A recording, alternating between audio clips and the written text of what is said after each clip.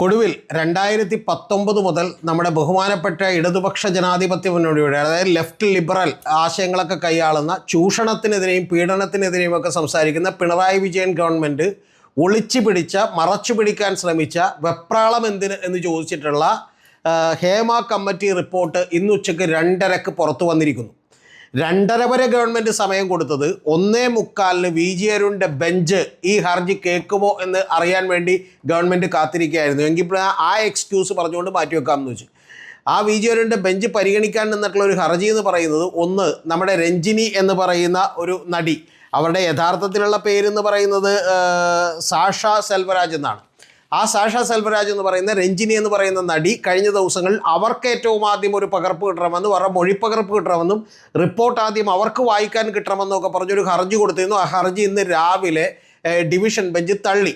എന്നിട്ട് അവർ പറഞ്ഞത്, നിങ്ങളുടെ സ്വകാര്യതയെ സംബന്ധിക്കുന്ന പ്രശ്നമാണെങ്കിൽ നിങ്ങൾ സിംഗിൾ ബെഞ്ചിനെ സമീപിക്കൂ എന്നാണ് പറഞ്ഞത്. അതായത് കോടതി ചോദിച്ചത്, ഒന്ന് നിങ്ങൾക്ക് ഈ റിപ്പോർട്ട് പുറത്തു വരേണ്ടതാണോ അതോ ഈ നിങ്ങളുടെ സ്വകാര്യത മാനിക്കണം എന്നാണോ എന്ന് ചോദിച്ചു. അപ്പോൾ സ്വകാര്യത മാനിക്കണം എന്നാണെങ്കിൽ നിങ്ങൾ VG അരുണിനെ അതായത് സിംഗിൾ ബെഞ്ചിനെ സമീപിക്കുമെന്ന് പറഞ്ഞു. ആ സിംഗിൾ ബെഞ്ചിനെ സമീപിക്കാൻ വേണ്ടി പറഞ്ഞതിൻ്റെ കാരണം, വിവരാവകാശവുമായി ബന്ധപ്പെട്ടിട്ടുള്ള കേസുകളെല്ലാം വരുന്നത് VG അരുണിൻ്റെ ബെഞ്ചിലാണ്. ആ VG അരുണിൻ്റെ അടുത്ത് രഞ്ജിനിക്ക് വേണ്ടി വാദിക്കും എന്ന് മാധ്യമങ്ങൾ റിപ്പോർട്ട് ചെയ്ത ഒരു അഡ്വക്കേറ്റ് ഉണ്ട്. ആ അഡ്വക്കേറ്റിൻ്റെ പേര് മുകുൾ റോത്തക്കി എന്നാണ്. മുകുൾ റോത്തക്കി. ആ മുകുൾ റോത്തക്കി എന്ന് പറയുന്ന നേരത്തെ ഇന്ത്യയുടെ അഡ്വക്കേറ്റ് ജനറലായിരുന്ന വളരെ പ്രസിദ്ധനായിട്ടുള്ള ഒരു സിറ്റിങ്ങിന് മാത്രം, അതായത് ഒരു തവണ അദ്ദേഹം കോടതിയിൽ കയറുന്നതിന് 12 മുതൽ 20 ലക്ഷം രൂപ വരെ മേടിക്കുന്ന ആ അഡ്വക്കേറ്റിനെ വെച്ചാണ് വാദിക്കാൻ നിന്നത്. പക്ഷേ VG അരുൺ എന്ന് പറയുന്ന ഹൈക്കോടതി ജഡ്ജി ഇത് പരിഗണിക്കാൻ തയ്യാറായില്ല. അതുകൊണ്ട് തന്നെ ഇന്ന് ഗവൺമെൻറ്റിന് നിവർത്തിയില്ലാതെ ഇന്ന് ഉച്ചയ്ക്ക് 2:30 റോഷിപാലിനും അതുപോലെ തന്നെ മറ്റ് മാധ്യമപ്രവർത്തകർക്കുമടക്കം എല്ലാവർക്കും തന്നെ ഈ റിപ്പോർട്ട് കൈവശം കൊടുക്കാൻ ഗവൺമെൻറ് നിർബന്ധിതമായി. ഇതിൻ്റെ ഉള്ളടക്കത്തിലേക്ക് ഞാൻ വരാം. ഈ നിർബന്ധിതമായ റിപ്പോർട്ടിൻ്റെ പുറത്താണ് നമ്മുടെ ബഹുമാനപ്പെട്ടിട്ടുള്ള സംസ്കാരമില്ലാത്ത സാംസ്കാരിക മന്ത്രി സജി ചെറിയാൻ ചോദിച്ചത്. സംസ്കാരമില്ലാത്തതെന്ന് പറഞ്ഞാൽ അദ്ദേഹം തിരുവനന്തപുരത്തുള്ള ഒരു കുട്ടി ദത്തെടുക്കലുമായി ബന്ധപ്പെട്ടിട്ടുള്ള ചില പരാമർശങ്ങളൊക്കെ ഉണ്ട്. ഞാനിപ്പോൾ അതിലേക്ക് പോകുന്നില്ല, നമ്മുടെ വിഷയമില്ലാത്തതുകൊണ്ട്. അപ്പോൾ അത്തരത്തിലുള്ള സജി ചെറിയാൻ പറഞ്ഞത്, ഈ വെപ്രാളം എന്തിന് എന്നാണ് ചോദിച്ചത്. ഒരു വെപ്രാളത്തിൻ്റെ ആവശ്യമില്ല കേട്ടോ. കാരണം ഇടതുപക്ഷ ജനാധിപത്യ മുന്നണി അതായത് ചൂഷണത്തിനെതിരെ പോരാടുന്ന CPM നയിക്കുന്ന ഒരു പാർട്ടിയുടെ ഗവൺമെൻറ് അടയിരുന്ന ഒരു റിപ്പോർട്ടിൻ്റെ വിശദാംശങ്ങൾ ഇന്ന് പുറത്തേക്ക് വന്നിട്ടുണ്ട്. അതിൽ തന്നെ നിരവധി കാര്യങ്ങൾ മാറ്റിവെച്ചുകൊണ്ട് 295 പേജുള്ള റിപ്പോർട്ടിൽ വെറും 233 പേജ് റിപ്പോർട്ട് മാത്രമാണ് പുറത്തു വിട്ടത്. ഞാൻ നിങ്ങളോട് ചില കാര്യങ്ങൾ മാത്രം, അത് മുഴുവനായും പറയാൻ എന്തായാലും സമയമില്ല, ചില കാര്യങ്ങൾ മാത്രം നിങ്ങളോട് പറയാം. ഏറ്റവും ആദ്യം ഈ റിപ്പോർട്ട് തുടങ്ങുന്നത്, ആകാശം മനോഹരമാണ്, ആകാശത്തിലെ നക്ഷത്രങ്ങളും, പക്ഷെ അവിടെ ഒരുപാട് ചതിക്കുഴികളുണ്ട് എന്ന് പറഞ്ഞാണ് ഈ റിപ്പോർട്ട് തുടങ്ങുന്നത്. താരങ്ങൾ നക്ഷത്രങ്ങളല്ല എന്ന് പറഞ്ഞുകൊണ്ടാണ് ഈ റിപ്പോർട്ട് തുടങ്ങുന്നത്. ഞാൻ പലപ്പോഴും പറഞ്ഞിട്ടുണ്ട്, ഈ അവതരിപ്പിക്കുന്ന സിനിമയിൽ കാണുന്ന കഥാപാത്രങ്ങളുടെ നല്ല സ്വഭാവമായിരിക്കും ഇവരെന്നൊക്കെ വിചാരിച്ചാണ് നിങ്ങൾ ഇരിക്കുന്നതെങ്കിൽ നിങ്ങൾക്ക് തെറ്റുപറ്റിയെന്ന് പറഞ്ഞിട്ടുണ്ട്. ചില ആളുകൾക്കൊന്നും അത് ഇഷ്ടപ്പെട്ടിട്ടില്ല. നമുക്ക് ചില അന്ധമായ ആരാധനകളൊക്കെ ഉണ്ടല്ലോ. അപ്പോൾ അതിൻ്റെ അടിസ്ഥാനത്തിൽ ഉപ്പ് പോലും പഞ്ചസാരയായി തോന്നും എന്നാണ് ഈ പറയുന്ന ഹേമ കമ്മിറ്റി റിപ്പോർട്ട് തുടങ്ങുന്നത് തന്നെ.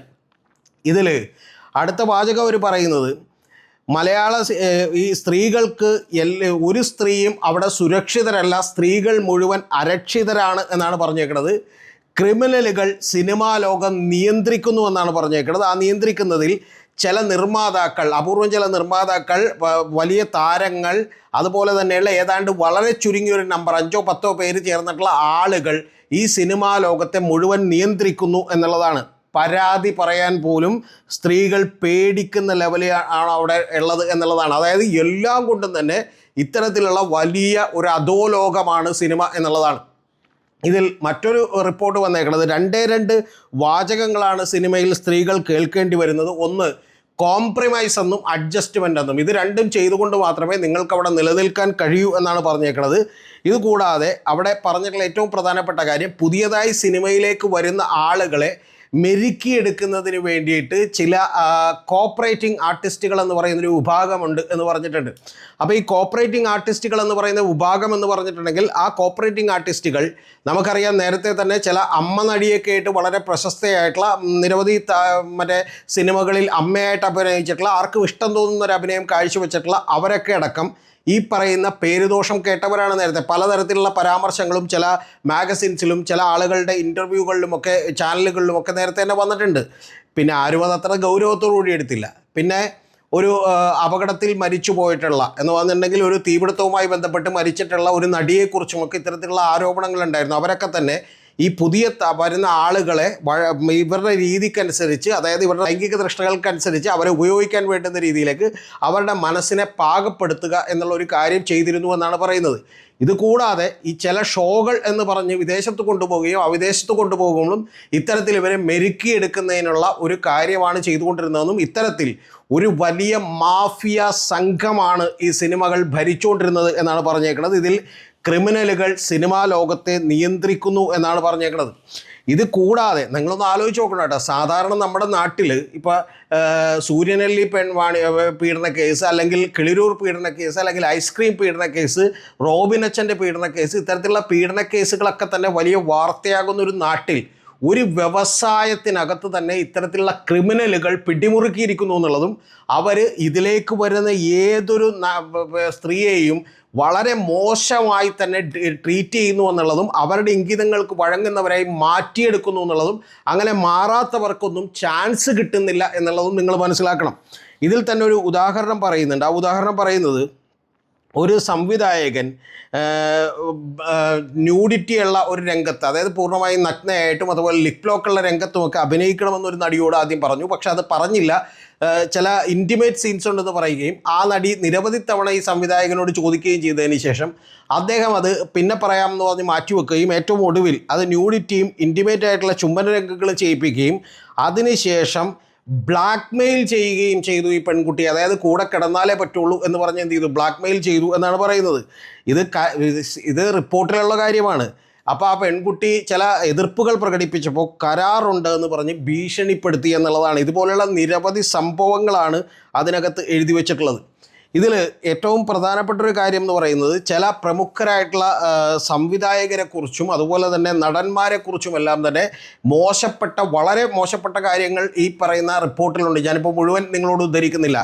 അടുത്തൊരു കാര്യം കൂടി എഴുതി വെച്ചേക്കുന്നത്, ഒരു പെൺകുട്ടിയെയും കൂടെ, അതായത് എൻ്റെ കൂടെ കിടക്കാൻ വേണ്ടി ക്ഷണിക്കുന്നൊരവസ്ഥ അല്ലെങ്കിൽ അത് നിർബന്ധിതരാകുന്നൊരവസ്ഥ ഉണ്ടാകരുത് സിനിമാ ലോകത്ത് എന്ന് എഴുതി വച്ചിരിക്കുന്നത് SHO സർക്കിൾ ഇൻസ്പെക്ടറോ DYSP അല്ല കേട്ടോ. നിങ്ങൾ മനസ്സിലാക്കണം, ജസ്റ്റിസ് K. ഹേമ കമ്മിറ്റി റിപ്പോർട്ടിന് മുമ്പിൽ കൊടുത്തിട്ടുള്ള ആയിരക്കണക്കിന് മൊഴികളുടെ പുറത്താണ് അവരിത് എഴുതി വെച്ചേക്കുന്നത്. ഇനി ഇതിനേക്കാളൊക്കെ ഗൗരവമുള്ളൊരു കാര്യം എന്ന് പറയുന്നത്, അല്ലെങ്കിൽ ഇതിൻ്റെ ഒപ്പം തന്നെ ഗൗരവമുള്ളൊരു കാര്യം എന്ന് പറയുന്നത്, ലഹരി ഉപയോഗം അത് വ്യാപകമായിട്ടുണ്ട് എന്നാണ്. എന്ന് പറഞ്ഞാൽ ആൽക്കഹോൾ ഉപയോഗിക്കുന്നു, സിഗരറ്റ് സ്മോക്ക് ചെയ്യുന്നു, ഇതെല്ലാം കൂടെ സർവ്വസാധാരണമായി നടക്കുന്നത് കൂടാതെ ലഹരി ഉപയോഗം അനിയന്ത്രിതമായി മലയാള സിനിമയിലേക്ക് വർദ്ധിച്ചിരിക്കുന്നുവെന്നും രാത്രി കിടന്നുറങ്ങാൻ പോലും പറ്റാത്ത രീതിയിൽ ഡോറുമേൽ, സ്ത്രീകളുടെയൊക്കെ ഡോറിൽ ചെന്ന് ഇവരെല്ലാവരും തന്നെ മുട്ടുമെന്നും അങ്ങനെ മുട്ടുന്ന ഡോറുകൾ തുറക്കാതിരുന്നിട്ടുണ്ടെങ്കിൽ തകർക്കുന്ന രീതിയിലുള്ള മുട്ടലുകളാണ് ഇവരുടെ കയ്യിൽ ഉണ്ടായിട്ടുള്ളതെന്നും ഒരു 10 പേരുടെയൊക്കെ അടങ്ങുന്ന പവർ ഗ്രൂപ്പുകളാണ്, ആ പവർ ഗ്രൂപ്പാണ് ഈ ക്രിമിനൽ ബാക്ക്ഗ്രൗണ്ടുള്ള ഇവരാണ് സിനിമയെ മാനേജ് ചെയ്യുന്നത് എന്നുള്ളതുമാണ് പറഞ്ഞിട്ടുള്ളത്. ഇതിൽ WCC ഏറ്റവും ആദ്യം രൂപീകരിക്കുമ്പോണ്ടായിട്ടുള്ള ഒരു നടി മാത്രം ചെന്ന് അവിടെ ഒരു പ്രശ്നവുമില്ലെന്നും ഇത്തരത്തിലുള്ള ലൈംഗികമായ ചൂഷണങ്ങളോ അല്ലെങ്കിൽ ലിംഗ വിവേചനങ്ങളോ ഒന്നുമില്ല എന്ന് പറഞ്ഞ് മൊഴി കൊടുത്തിട്ടുള്ള ഒരാളേ ഉള്ളൂ. ആ മൊഴി കൊടുത്തിട്ടുള്ള ഒരാൾക്ക് നിരവധി അവസരങ്ങൾ കിട്ടുന്നുണ്ട് എന്ന് കൂടി പറയുമ്പോൾ നമുക്കിത് ആരൊക്കെയാണ് എന്നുള്ളത് ഊഹിച്ചെടുക്കാൻ കഴിയും എന്നാണ് ഞാൻ വിചാരിക്കുന്നത്. ഇനി ഏറ്റവും പ്രധാനപ്പെട്ട ഒരു കാര്യം, വസ്ത്രം മാറുന്നതിന് അതുപോലെ ടോയ്ലറ്റ് ഫെസിലിറ്റികളിൽ വസ്ത്രം മാറുന്നതിന് ചില തുണി കൊണ്ടൊക്കെ മറച്ചിട്ടുള്ള ചില സംഭവങ്ങളാണ് ഇവർ ഉപയോഗിക്കുന്നത്. രാത്രിയിൽ വാതിലിൽ മുട്ടുമെന്ന് ഞാൻ പറഞ്ഞു, അത് തകർക്കാൻ ശ്രമിക്കുന്നത് പോലെ ഇവർ മുട്ടുമെന്നുള്ളതാണ്. ഇതൊക്കെ പറയുമ്പോഴും നിങ്ങളൊരു കാര്യം മനസ്സിലാക്കണം, 29 മുതൽ 31 വരെയുള്ള പേജുകളിൽ 57, 58, 59 പാരഗ്രാഫുകളും 35 മുതൽ 36 വരെയുള്ള പേജുകളിൽ 69, 70 പാരഗ്രാഫുകളും 37-ാമത്തെ പേജിൽ 73, 74 പാരഗ്രാഫുകളും 42, 43 പേജുകളിലായിട്ട് 85-ാമത്തെ പാരഗ്രാഫും 53 മുതൽ 78 വരെ 118 മുതൽ 167 വരെയുള്ള പാരഗ്രാഫുകളും 81 മുതൽ 100 വരെ 165 മുതൽ 196 വരെയുള്ള ഗുരുതരമായ കാര്യങ്ങൾ മാറ്റിവെച്ചുകൊണ്ടാണ്, ആ പാരഗ്രാഫുകൾ അപ്പാടെ എടുത്ത് മാറ്റിയതിന് ശേഷം മാത്രമാണ് ഇത്തരത്തിലുള്ളൊരു റിപ്പോർട്ട് പ്രസിദ്ധീകരിച്ചിരിക്കുന്നത് എന്നുള്ളത് നിങ്ങൾ മനസ്സിലാക്കണം. പിന്നെ ഇത് കൂടാതെ സാമ്പത്തികമായ തട്ടിപ്പുകൾ കൂടിയുണ്ട്. അതായത് സിനിമയിലേക്ക് അഭിനയിക്കാൻ വേണ്ടി വരുന്ന പുതിയ പെൺകുട്ടികളുടെ കയ്യിൽ നിന്ന് പണം മേടിക്കുകയും ആ പണം മേടിക്കുന്നത് കൂടാതെ ഇവരോട് എന്ത് ചെയ്യണം, എൻ്റെ ഒപ്പം ബെഡിൽ വരണമെന്ന് ആവശ്യപ്പെടുകയും ഒക്കെ ചെയ്യുന്ന രീതിയിലുള്ള വൃത്തികെട്ട രീതിയിലുള്ള മോശപ്പെട്ട രീതിയിലുള്ള ഒരുപാട് കാര്യങ്ങൾ നടക്കുന്ന ഒരു ഇൻഡസ്ട്രിയാണ് ഇത് എന്നുള്ളതാണ് ഹേമ കമ്മിറ്റി റിപ്പോർട്ട് എഴുതി വച്ചിരിക്കുന്നത്. ഇനി ഹേമ കമ്മിറ്റി റിപ്പോർട്ട് ചില നിർദ്ദേശങ്ങളൊക്കെ മുന്നോട്ട് വെച്ചിട്ടുണ്ട്. അത് പറയുന്നത് ഒരു പ്രൊഡ്യൂസറും ക്രിമിനൽ ബാക്ക്ഗ്രൗണ്ടുകളുള്ള ഒരു ഡ്രൈവേഴ്സിനെയും വെക്കാൻ പാടില്ല എന്നുള്ളതാണ് പറഞ്ഞേക്കുന്നത്. ഒരു തരത്തിലുള്ള ഹരാസ്മെൻറ്റും പെൺകുട്ടികളോട് ബെഡിലേക്ക് വരണം എന്ന് പറഞ്ഞുള്ള ഹരാസ്മെൻറ്റുകൾ അവരോട് പാടില്ല. വർക്ക് സൈറ്റുകളിൽ സ്മോക്കിങ്ങും ആൽക്കഹോൾ കൺസംഷനും ഡ്രഗ്സും ഉപയോഗിക്കുന്നത് തീർച്ചയായിട്ടും പാടില്ല എന്ന് എഴുതി വെച്ചിട്ടുണ്ട്. നടികളോട് അപമര്യാദയെ പെരുമാറുന്നത് പതിവാണെന്നും വഴങ്ങാത്തവരോട് ഈ പറയുന്ന പോലെ റിപ്പീറ്റഡ് ആയിട്ടുള്ള ഷോട്ടുകൾ ഉണ്ടാക്കുകയും അവരെ ഇനി എന്നിട്ടും വഴങ്ങിയില്ലെങ്കിൽ അവരെ മാറ്റുകയും ചെയ്യുക എന്ന് പറയുന്ന ഒരു കാര്യമാണ് എഴുതിയിട്ടുള്ളത്. ഇനി ഏറ്റവും പ്രധാനപ്പെട്ട ഒരു വാചകവും കൂടിയുള്ളത്, വളരെ ചുരുക്കി പറഞ്ഞതാണ്, ഇത് 233 പേജിൻ്റെ റിപ്പോർട്ടാണ്. അതിൽ വളരെ ചുരുക്കി പറഞ്ഞിട്ടുണ്ടെങ്കിൽ നടിയെ ആക്രമിച്ച കേസ് ഒരൊറ്റപ്പെട്ട സംഭവമല്ലെന്നും സർക്കാർ നടപടിയെടുക്കണം എന്നുമാണ് പറഞ്ഞിട്ടുള്ളത്. ഇത്രയും പറഞ്ഞു കഴിയുമ്പോൾ എൻ്റെ പ്രിയപ്പെട്ട സുഹൃത്തുക്കളെ, എനിക്ക് മറ്റൊരു കാര്യം കൂടി നിങ്ങളോട് ചോദിക്കാനുണ്ട്. ഇതൊക്കെ നമുക്ക് നേരത്തെ തന്നെ അറിയാവുന്ന കാര്യങ്ങളാണ്, വരികൾക്കിടയിലൂടെ വായിക്കാൻ കഴിയുന്ന ആളുകൾക്ക്. ടിനി ടോം സ്വന്തം മകനെ എന്തുകൊണ്ട് സിനിമയിലേക്ക് അയച്ചില്ല എന്ന് ചോദിച്ചാൽ, അവിടെ എത്തിയിട്ടുണ്ടെങ്കിൽ എൻ്റെ മകൻ മയക്കുമരുന്നൊക്കെ ഉപയോഗിച്ച് നശിച്ചു പോകും, അതുകൊണ്ട് ഭാര്യ വിട്ടില്ല എന്ന് പറയുന്ന ഒരു കമൻറ്റ് നിങ്ങൾ കേട്ടിട്ടുണ്ടാവും. അതിൽ നിന്ന് തന്നെ കാര്യങ്ങൾ വ്യക്തമാണ്. ഒരു നടൻ അത് മയക്കുമരുന്ന് ഉപയോഗിച്ചിട്ട് പല്ലുകൾ പൊടിഞ്ഞു പോയി എന്ന് പറയുന്ന ടിനി ടോം പറയുന്ന വാചകം കേട്ടിട്ടുണ്ടാവും. പക്ഷേ നമ്മുടെ എക്സൈസ് ഡിപ്പാർട്ട്മെൻറ്റൊക്കെ ടിനി ടോമിനെ ചോദ്യം ചെയ്തോ അതല്ലെങ്കിൽ ഇതിൻ്റെ പുറത്ത് എന്തെങ്കിലും നടപടിയെടുത്തോ എന്ന് നമുക്കറിയില്ല. പ്രൊഡ്യൂസേഴ്സ് അസോസിയേഷൻ തന്നെ മയക്കുമരുന്നിൻ്റെ ഉപയോഗം സിനിമാ സെറ്റുകളിൽ കൂടുതലാണെന്നും കാരവനുകളിൽ ഇത് ഉപയോഗിക്കുന്നുണ്ടെന്നും നിങ്ങൾക്ക് വേണമെങ്കിൽ കയറി പരിശോധിക്കാമെന്നും പോലീസിനോട് പറഞ്ഞിട്ട് നമ്മളൊരു നടപടിയും എടുത്തില്ല. ഇതെല്ലാം ചെയ്യാത്തതിൻ്റെ ഏറ്റവും പ്രധാനപ്പെട്ട കാരണം നമുക്കറിയാലോ, നമ്മുടെ ഗവൺമെൻറ്റിന് ഇവരോടൊക്കെ വലിയ സ്നേഹമാണ് എന്നുള്ളത് കൊണ്ടാണ്. ഈ മാഫിയ ലോകം ഇവിടെ നിലനിൽക്കുമ്പോൾ രണ്ട് തരത്തിലുള്ള ഇൻഫ്ലുവൻസുകൾ ഗവൺമെൻറ്റിൻ്റെ പുറത്തുണ്ടായി എന്ന് ഞാൻ വിചാരിക്കുന്നു. അതിലൊന്ന് പണത്തിൻ്റെ ആണെങ്കിൽ, രണ്ടാമത്തേത് ഈ സ്ത്രീകളുമായി ബന്ധപ്പെട്ട വിഷയങ്ങളിൽ തൽപരരായിട്ടുള്ള ചില നേതാക്കളൊക്കെ പുറത്തേക്ക് വന്നിട്ടുണ്ട്. നമുക്കറിയാലോ, റെമി മാർട്ടിൻ ശ്രീരാമകൃഷ്ണനും അതുപോലെ തന്നെ നമ്മുടെ കടകംപള്ളി സുരേന്ദ്രനും അതുപോലെ തന്നെ സ്വപ്ന സുരേഷിനെ മൂന്നാർ കാണിക്കാൻ കൊണ്ടുപോകാൻ വിശാല മനസ്സുകൊണ്ട് വിളിച്ചു പോയിട്ടുള്ള നമ്മുടെ തോമസ് ഐസക്കും മാത്രമല്ല, അതിനേക്കാളൊക്കെ പുറകിൽ തന്നെ നിരവധി ആളുകൾ ഈ പരിപാടികളുമായി ബന്ധപ്പെട്ട് നിലവിലുണ്ട്. സത്യത്തിൽ നമ്മുടെ രാഷ്ട്രീയക്കാരുടെ ഈ പുറത്തുള്ള ഷോയ്ക്ക് വേണ്ടി സിനിമാക്കാർ പോകുമ്പോൾ അതേ സമയത്ത് അതേ നാടുകളൊക്കെ സന്ദർശിച്ചിട്ടുള്ള രാഷ്ട്രീയക്കാരുണ്ടോ എന്നുള്ളത് കൂടി നമ്മളൊന്ന് വിശദമായി അന്വേഷണം നടത്തേണ്ടതാണ്. ഈ റിപ്പോർട്ടാണ് പ്രിയപ്പെട്ട നിങ്ങൾ അറിയേണ്ടത്. നമ്മുടെ സജി ചെറിയാൻ നമ്മളോട് പറഞ്ഞത് വെപ്രാളപ്പെടേണ്ട, പതുക്കെ നമുക്ക് എന്ത് ചെയ്താൽ മതി, പുറത്തേക്ക് വിട്ടാൽ മതി എന്ന് പറഞ്ഞത്. പോക്സോ ഇതിൽ ഈ പറയുന്ന നടികൾ മാത്രമല്ല പരാതി പറഞ്ഞേക്കണേ, നടനടക്കമുള്ള ആളുകൾ ഇതിൽ വളരെ മോശപ്പെട്ട കാര്യങ്ങൾ നടക്കുന്നുണ്ടെന്ന് പറഞ്ഞ് ഈ കമ്മീഷൻ മൊഴി കൊടുക്കുകയും സ്വാഭാവികമായിട്ടും അങ്ങനെ നടന്മാരാരെങ്കിൽ പോലും എതിരഭിപ്രായം പറഞ്ഞാൽ അവരെ വിലക്കുകയും ചെയ്യുന്ന ഒരു പ്രവണത കൂടിയുണ്ട് എന്നുള്ളതാണ്. എന്ന് പറഞ്ഞാൽ കേരളത്തിലെ സിനിമാ രംഗവും നിങ്ങളൊക്കെ ആരാധിക്കുന്ന സ്ക്രീനിൽ കാണുന്ന മര്യാദാ പുരുഷോത്തമന്മാരായിട്ടുള്ള എല്ലാ അനീതികളെയും എതിർക്കുന്ന നായകരൊന്നും അങ്ങനെയല്ല എന്ന് ഞാൻ പറഞ്ഞതിന് അടിവരയിടുന്ന റിപ്പോർട്ടാണെന്ന് പുറത്തേക്ക് വന്നേക്കുന്നത്. ഇതിൽ നിങ്ങളൊരു കാര്യം ഏറ്റവും ആദ്യം മനസ്സിലാക്കണം, ഈ പറയുന്ന നായക നടന്മാരൊക്കെ ആരെങ്കിലും എഴുതി വച്ചേക്കുന്ന കഥാപാത്രങ്ങൾ അഭിനയിക്കുകയാണ്. അല്ലെങ്കിൽ ഒരിത്തിരിയെങ്കിലും മര്യാദ അവർക്കുണ്ടായിരുന്നെങ്കിൽ നടിയെ പീഡിപ്പിച്ച കേസിൽ അവർ നടിക്കൊപ്പം നിൽക്കുമായിരുന്നു. ഇത് നടിക്കൊപ്പം എന്ന് പറയുകയും വേട്ടക്കാരനൊപ്പം ഓടുകയും ചെയ്യുന്ന പണിയാണ് അവർ ചെയ്തിട്ടുള്ളത്. വിജയ് ബാബുവിൻ്റെ കേസിൽ അത് തന്നെയാണ് ചെയ്തിട്ടുള്ളത്. ഒരു നടനെതിരെ കൊക്കൈൻ്റെ കേസ് ഉണ്ടായപ്പോൾ ആ കേസിൽ പിളർന്ന നടന് പിന്നീട് അവസരങ്ങൾ വലുതായി കൂടുന്നതാണ് നമ്മൾ സിനിമാ ലോകത്ത് കണ്ടത്. പക്ഷേ ഞാൻ ഇപ്പോഴും നിങ്ങളോട് പറയുന്നു, ഈ കേസിൽപ്പെട്ട നടന്മാരൊക്കെ കുറച്ചുകൂടി മര്യാദക്കാരായിരിക്കും. കാരണം അവർ ഒന്നോ രണ്ടോ കാര്യങ്ങളാണ് ചെയ്തിട്ടുള്ളതെങ്കിൽ ഇതെല്ലാം തന്നെ ഒരു മാഫിയയായി ഇത് ഭരിക്കുന്ന മറ്റ് വലിയ താരങ്ങൾ നമുക്കുണ്ട്. ആ സൂപ്പർ താരങ്ങൾ പല ആളുകളും സൂപ്പർ താരങ്ങളായിട്ടുള്ള നായികമാരുമൊക്കെ നമുക്കുണ്ട്. ആ നായികമാരിൽ പലരുമൊക്കെ ഇതിനോട് അഡ്ജസ്റ്റ് ചെയ്യുന്നതുകൊണ്ടാണ് അവർക്ക് റോളുകൾ കിട്ടുന്നത്. അല്ലാതെ ഇതിനെ എതിർത്തിട്ടുള്ള ഒരാളും സിനിമ ഇൻഡസ്ട്രിയിൽ നിലനിന്നിട്ടേയില്ല. WCC എന്ന് പറഞ്ഞൊരു സംഘടന ഉണ്ടാക്കി അത് സമ്മർദ്ദം ചെലുത്തിയപ്പോൾ ആ WCC എല്ലാവർക്കും തന്നെ അവസരങ്ങൾ നഷ്ടപ്പെടുന്നൊരു കാര്യമാണ് സംഭവിച്ചത്. എന്ന് പറഞ്ഞാൽ കേരളത്തിലെ സിനിമാ ലോകം അങ്ങേയറ്റം അധപ്പതിച്ചിരിക്കുന്നു എന്ന് നമ്മൾ മനസ്സിലാക്കണം. ഇതിനോടൊപ്പം ഒരു കാര്യം കൂടി പറയാനുള്ളത്, അധപ്പതിച്ചു പോയൊരു കാര്യം നമ്മുടെ ഇടതുപക്ഷവും അതിൻ്റെ ഗവൺമെൻറ്റുമാണ്. 4.5 കൊല്ലം ഇത്രമാത്രം, അതായത് ക്രൈമുകളടങ്ങിയ ക്രിമിനലുകളുടെയും ക്രൈമിൻ്റെയും ഒക്കെ കുത്തൊഴുക്കടങ്ങിയ 295 പേജ് റിപ്പോർട്ടും ആ റിപ്പോർട്ടിന്മേലുള്ള ആയിരക്കണക്കിന് പേജുകളുടെ മൊഴികളും ഗവൺമെൻറ്റിൻ്റെ കയ്യിലിരുന്നിട്ടാണ് ഗവൺമെൻറ് ഇവർക്ക് വേണ്ടി കോൺക്ലേവ് നടത്താൻ തീരുമാനിച്ചതെന്ന് നിങ്ങളൊന്ന് ആലോചിക്കണം. അതായത് ഈ പീഡിപ്പിക്കുന്നവർക്കും വൃത്തികെട്ടവർക്കും മാഫിയകൾക്കും ക്രിമിനലുകൾക്കും വേണ്ടി നമ്മൾ എന്ത് ചെയ്യാൻ പോകുന്നു? മറ്റേ വലിയ കോൺക്ലേവ് നടത്താൻ പോകുന്നു, എന്നിട്ട് അവരോട് ഉപദേശിക്കാൻ പോകുന്നു. കൊളംബിയയിലും ഇറ്റലിയിലുമൊക്കെയുള്ള വലിയ വലിയ മാഫിയ സംഘങ്ങളുണ്ട് ലോകത്ത് നടുക്കിയ. പക്ഷെ ആ മാഫിയ സംഘങ്ങളെക്കാൾ അങ്ങേയറ്റം നികൃഷ്ടമായ വൃത്തികെട്ട ആളുകളാണ് നമ്മുടെ സിനിമാ ലോകത്തുള്ളത് എന്ന് നിങ്ങൾ കാണാതിരുന്നുകൂടാ. മഹാഭൂരിപക്ഷവും അങ്ങനെയാണ്. അതുകൊണ്ടാണ് അവിടെ ഒരു ഏകാധിപത്യ പ്രവണതയോടുകൂടി ഈ സംഭവങ്ങളെല്ലാം നിലനിൽക്കുകയും ഈ പറയുന്ന വിജയബാബുവിൻ്റെ കേസിലും നടി ആക്രമിക്കപ്പെട്ട കേസിലും മറ്റു കൊക്കൈൻ ഉൽപ്പാദിപ്പിക്കുന്ന കേസിലും ഒക്കെ തന്നെ അവരൊരു തരത്തിലും ഇവരോടൊന്നും എതിരിടാത്തത് ഇവരെക്കാളൊക്കെ വലിയ മോശപ്പെട്ട ആളുകളാണ് ഇതിൻ്റെ തലപ്പത്തിരിക്കുന്നത് എന്നുള്ളത് കൊണ്ടാണ്.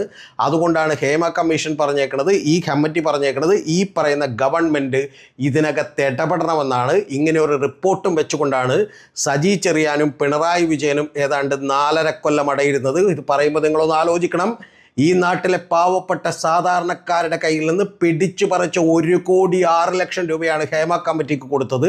ആ ഹേമ കമ്മിറ്റിയിൽ വന്ന് മൊഴി കൊടുത്തിട്ടുള്ള പാവപ്പെട്ട വനിതകളും ജൂനിയർ ആർട്ടിസ്റ്റുകളും അതുപോലെ ജൂനിയർ ആർട്ടിസ്റ്റുകളായ ആണുങ്ങളും അടക്കമുള്ള താരങ്ങളെല്ലാം ഒരു SHOയ്ക്കെതിരെ പരാതി കൊടുത്താൽ ആ പരാതിയിന്മേൽ നടപടിയെടുക്കേണ്ട കേസുകളാണ് ഇതിനകത്തുള്ളതെങ്കിൽ അവരത് കൊടുക്കാൻ പേടിച്ച്, ഈ മാഫിയയെ പേടിച്ച്, അതിനേക്കാളൊക്കെ വലിയിട്ടുള്ള ഗവൺമെൻറ്റിനെ വിശ്വസിച്ച് ഹേമ കമ്മിറ്റി എന്ന് പറയുന്ന ഹൈക്കോടതി ജഡ്ജി ആയിരുന്ന ഹേമയുടെ അടുത്ത് വന്ന് പരാതി കൊടുക്കാൻ തയ്യാറായിട്ടും ഗവൺമെൻറ് 4.5 കൊല്ലം വെയിറ്റ് ചെയ്തു. നിങ്ങൾ എന്ത് ഇടതുപക്ഷമാണ്?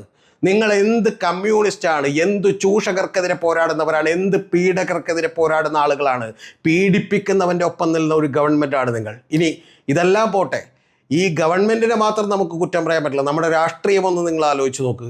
ഇതിനെക്കുറിച്ച് ഈ റിപ്പോർട്ട് പുറത്തുവിടണമെന്ന് ആർജവത്തോടു കൂടി പറയാൻ VD സതീശൻ തയ്യാറായിട്ടില്ല, കെ സുധാകരൻ തയ്യാറായിട്ടില്ല. സത്യത്തിൽ VD സതീശനൊക്കെ ഇത് എത്ര നാൾ മുമ്പേ ആ സെക്രട്ടേറിയറ്റ് മുമ്പിൽ നിരാഹാരമിരിക്കേണ്ടതാണ് ഈ റിപ്പോർട്ട് പുറത്തുവിടണമെന്ന് ആവശ്യപ്പെട്ട്. ആർക്കും ഒരു പരാതിയില്ല. നിങ്ങളൊന്ന് ആലോചിച്ച് നോക്കണം. കെ സുരേന്ദ്രനും BJPക്കും അടക്കം ഈ റിപ്പോർട്ട് പുറത്തുവിടണമെന്നൊരു ആവശ്യവും ഉണ്ടായില്ല. ഏറ്റവും അവസാനം എല്ലാവരും ഈ റിപ്പോർട്ട് ചിലപ്പോൾ പുറത്തേക്ക് വന്നേക്കും എന്ന് മനസ്സിലായപ്പോൾ പേരിന് പറഞ്ഞു എന്ന് മാത്രം. അത് നമ്മുടെ സജി ചെറിയാൻ പറഞ്ഞു. സജി ചെറിയാൻ പറയുന്നത്, എനിക്കിതിൽ സാംസ്കാരിക വകുപ്പിനൊന്നും ചെയ്യാനില്ല, അദ്ദേഹത്തിൻ്റെ കീഴിൽ വർക്ക് ചെയ്യുന്ന ഒരു സാധാരണ ഉദ്യോഗസ്ഥ, അവരാണ് ഇതിൻ്റെ പുറത്ത് തീരുമാനമെടുക്കുന്നതെന്നാണ്. നിങ്ങളെങ്കിൽ ഇറങ്ങിപ്പോണം സജി ചെറിയാൻ. നിങ്ങളുടെ ഈ പറയുന്ന പോലെ മരുമകൻ്റെ കണ്ണാട്ട് ഫിനാൻസിലെ സമ്പത്ത് കൊണ്ടൊന്നല്ല 1,06,00,000 രൂപ ഈ പറയുന്ന പോലെ ഹേമ കമ്മിറ്റിയുടെ ചെലവിന് വേണ്ടി ചെലവഴിച്ചത്. അത് ഈ നാട്ടിലെ സാധാരണക്കാരുടെ പണം കൊണ്ടാണ്.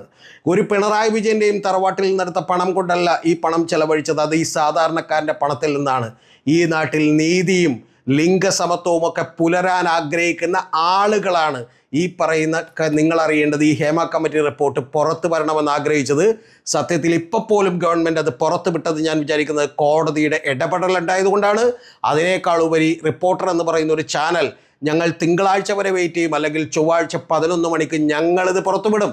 കാരണം ഞങ്ങൾക്ക് ഈ പറയുന്ന ഇതിലേക്കുള്ള പല കാര്യങ്ങളും നേരത്തെ ആക്സസ് ചെയ്യാൻ കഴിഞ്ഞിട്ടുണ്ട് എന്ന് പറഞ്ഞതുകൊണ്ടാണ്. ഇത് പറയുമ്പോൾ എനിക്ക് വലിയ സന്തോഷമുള്ള 2 കാര്യങ്ങളുണ്ട്. ഒന്ന്, കഴിഞ്ഞ ദിവസം അരുൺകുമാർ പറഞ്ഞിട്ടുള്ള ഒരു വാചകം റിപ്പോർട്ടർ ചാനലിലെ മീറ്റ് ദ എഡിറ്റേഴ്സിൽ അദ്ദേഹം 2 ദിവസം മുമ്പ് പറഞ്ഞത്, അതിനെ ഞാൻ എതിർത്തുകൊണ്ടൊരു വീഡിയോ ചെയ്തിരുന്നു.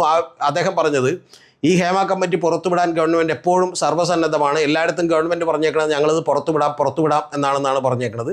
പക്ഷേ അതല്ല എന്നുള്ളത് കഴിഞ്ഞ ദിവസം അരുൺ മാറ്റി പറഞ്ഞു. കാരണം ഗവൺമെൻറ് ഇത് പുറത്തുവിടാൻ സന്നദ്ധമല്ല എന്നുള്ളത് അദ്ദേഹത്തിൻ്റെ അഭിപ്രായം മാറ്റി. അതിലെനിക്ക് സന്തോഷമുണ്ട്. രണ്ടാമത്തത്, ഞാൻ ഈ റിപ്പോർട്ടർ ചാനൽ ഇത് പറയുന്നതിന് മുമ്പ് തന്നെ ഞാൻ അഡ്വക്കേറ്റ് KM ഷാജഹാൻ എന്ന് പറയുന്ന VSH ചാനലിൻ്റെ അഡീഷണൽ പ്രൈവറ്റ് സെക്രട്ടറി ആയിരുന്നു, അദ്ദേഹത്തോട് സംഭാഷണ വേളയിൽ തന്നെ പറഞ്ഞിരുന്നു, ഈ റിപ്പോർട്ടർ ചാനലിലെ ഒരു മറ്റേ മീറ്റ് ദ എഡിറ്റേഴ്സ് എന്ന് പറഞ്ഞ പ്രോഗ്രാം ഈ ഹേമ കമ്മിറ്റി റിപ്പോർട്ടിനെ കുറിച്ചുള്ളത് കണ്ടതിന് ശേഷം ഞാൻ അദ്ദേഹത്തോട് സംസാരിച്ചപ്പോൾ ഞാൻ പറഞ്ഞിരുന്നു ഈ റിപ്പോർട്ട് സത്യത്തിൽ റിപ്പോർട്ടർ ചാനലിൻ്റെ കയ്യിൽ തന്നെ കിട്ടിയിട്ടുണ്ട് എന്നുള്ളത്. അതും കഴിഞ്ഞ ദിവസം നമ്മുടെ പ്രിയപ്പെട്ട അരുൺകുമാർ എന്ത് ചെയ്തിരിക്കുന്നു, അത് സമ്മതിച്ചിരിക്കുന്നു. അപ്പോൾ അതുകൊണ്ട് ഈ കാര്യങ്ങളൊക്കെ ഇപ്പം പുറത്തേക്ക് വന്നിരിക്കുന്നു. ഇനിയെങ്കിലും നമ്മുടെ സാധാരണക്കാരായ ആളുകൾ മനസ്സിലാക്കണം, ഈ പറയുന്ന ആളുകൾ അവർ സിനിമയിൽ സ്ക്രീനുകളുടെ മുമ്പിൽ നന്നായി അഭിനയിക്കാൻ അറിയാവുന്നത് കൊണ്ടാണ് ആ ക്യാരക്ടറിൻ്റെ സ്വഭാവവിശേഷങ്ങളൊക്കെ അവർക്കുണ്ട് എന്ന് നമ്മൾ അറിയാതെ ചിന്തിച്ചു പോകുന്നതുകൊണ്ടാണ് നമുക്കവരോട് ഒരു അൺകണ്ടീഷണലായ സ്നേഹമുള്ളത്. ആ സ്നേഹത്തെ ദുരുപയോഗപ്പെടുത്തിക്കൊണ്ട് അവർ ഒരു മാഫിയ സംഘമായും ഈ ലോകത്തെങ്ങുമില്ലാത്ത വിധമുള്ള ഒരു വലിയ ക്രിമിനൽ സംഘമായും വളരുകയായിരുന്നു. ഈ റിപ്പോർട്ട് പുറത്തുവിടുന്നതിനെ എതിർത്ത 1-2 പേർ പറഞ്ഞ ചില ന്യായങ്ങളുണ്ട്. അതിലൊരാൾ പറഞ്ഞ ന്യായമെന്ന് പറയുന്നത്, ഈ റിപ്പോർട്ടിലേക്ക് ആളുകൾ വന്ന് അവരുടെ ഗ്രീവൻസസ് ഉള്ള അവരുടെ സങ്കടങ്ങളും പ്രശ്നങ്ങളും അവരുടെ പരാതികളുമൊക്കെ പറയുന്നു. പക്ഷേ നമ്മൾ മറ്റൊരു സൈഡ് കേട്ടിട്ടില്ലല്ലോ. അതായത് പരാതിപ്പെട്ടിട്ടുള്ള ആളുകളെക്കുറിച്ച് ഈ മറ്റേ ക്രിമിനലുകളെ വിളിച്ച് നമ്മൾ അവരുടെ സൈഡ് കൂടി കേൾക്കണ്ടേ എന്നുള്ളതാണ്. അതൊരു കമ്മിറ്റിയുടെ ഉത്തരവാദിത്തമല്ല. ഒരു പോക്സോ കേസിലോ ഒരു സ്ത്രീപീഡന കേസിലോ ഒരാൾ പരാതി കൊടുത്താൽ സ്വാഭാവികമായിട്ടും ആ പരാതിക്കാരനെ ക്രിമിനലിനെ അറസ്റ്റ് ചെയ്യുന്നതിന് മുമ്പ് അയാളുടെ വിശദീകരണം മുഴുവൻ കേട്ടിട്ടല്ല ഗവൺമെൻറ് അറസ്റ്റ് ചെയ്യുന്നതും പോലീസ് അറസ്റ്റ് ചെയ്യുന്നതും. ഇപ്പോൾ വെസ്റ്റ് ബംഗാളിൽ മമതാ ബാനർജിയുടെ കീഴിലുള്ള ഒരു മെഡിക്കൽ കോളേജിൽ അതിക്രൂരമായി ഒരു ലേഡി ഡോക്ടർ കൊല്ലപ്പെട്ടതിന് ശേഷം അറസ്റ്റ് ചെയ്യുന്നതിന് മുമ്പ് അദ്ദേഹത്തിൻ്റെ എല്ലാ വിശദീകരണവും കേട്ടിട്ട് നമുക്ക് അറസ്റ്റ് ചെയ്യാൻ പറ്റില്ല. സത്യത്തിൽ അങ്ങനെയുള്ള ഒരു നിയമവും കേരളത്തിലില്ല, ഇന്ത്യയിലില്ല. ഒരു പെൺകുട്ടി പരാതി പറയുകയാണെങ്കിൽ പിന്നെ സത്യത്തിൽ ആ പരാതി അത് തെറ്റാണെന്ന് തെളിയിക്കേണ്ട ബാധ്യത പുരുഷനുണ്ട്. പക്ഷെ അത് ഒരു പ്രഥമദൃഷ്ടി അന്വേഷണം നടത്തുമ്പോഴാണ്. പക്ഷേ ഇത് ഒരാളുടെ പരാതി അല്ലാന്ന് കൂടി നിങ്ങൾ ആലോചിക്കണം. ആയിരക്കണക്കിന് പേർ മൊഴി കൊടുത്തിട്ടുള്ള മൊഴികളിലാണ് നമ്മുടെ സിനിമാ ഇൻഡസ്ട്രിയെക്കുറിച്ച് ഇത്തരത്തിലുള്ള കാര്യങ്ങൾ പുറത്തു വരുന്നത്. ജസ്റ്റിസ് കെ ഹേമ പറഞ്ഞ് ഞാൻ ഒരിക്കൽ കൂടി ഓർമ്മിപ്പിക്കുന്നു, പുറത്തു നിന്ന് കാണുമ്പോൾ നിങ്ങൾക്ക് പഞ്ചസാരയാണെന്ന് തോന്നാം, പക്ഷേ അത് ഉപ്പായിരിക്കും എന്നാണ്. എന്ന് പറഞ്ഞാൽ ഉപ്പ് കണ്ടിട്ടുണ്ടെങ്കിൽ നിങ്ങൾക്ക് പഞ്ചസാരയായിരിക്കും. ക്രിമിനലുകളാണ് ഇവിടെ ഭരിക്കുന്നത്. ആകാശത്തിലെ നക്ഷത്രങ്ങളെ പുറമേ നിന്ന് കാണാൻ നല്ല രസമുണ്ടാവും, പക്ഷെ അവിടെയുള്ളത് ചതിക്കുഴികളും അഗാധ ഗർത്തങ്ങളുമാണ് എന്നാണ് ഈ പറയുന്ന വാക്കുകളിലല്ലെങ്കിലും ജസ്റ്റിസ് കെ ഹേമ നമ്മളോട് പറഞ്ഞു വെക്കുന്നത്. 4.5 കൊല്ലം ഈ റിപ്പോർട്ട് മറച്ചു വെച്ചതിന് പിണറായി വിജയൻ ഗവൺമെൻറ് മറുപടി പറയണം. ഏറ്റവും ഒടുവിൽ ഇപ്പോൾ എബിൻ വർക്കി എന്ന് പറയുന്ന യൂത്ത് കോൺഗ്രസിൻ്റെ വൈസ് പ്രസിഡന്റ് കൊണ്ട് ഒരു പരാതി കൊടുത്തിട്ടുണ്ട്. ഈ 4.5 കൊല്ലം യൂത്ത് കോൺഗ്രസും ഇവിടുത്തെ ജനാധിപത്യ മഹിളാ അസോസിയേഷനും മഹിളാ കോൺഗ്രസും മഹിളാ മോർച്ചയും അടക്കമുള്ള ആളുകളൊക്കെ എന്ത് ചെയ്യുകയായിരുന്നു എന്നുള്ളതിന് കൂടി ഈ രാഷ്ട്രീയക്കാർ ഇവിടുത്തെ പാവപ്പെട്ട സാധാരണക്കാരായ ആളുകളോട് മറുപടി പറയണം.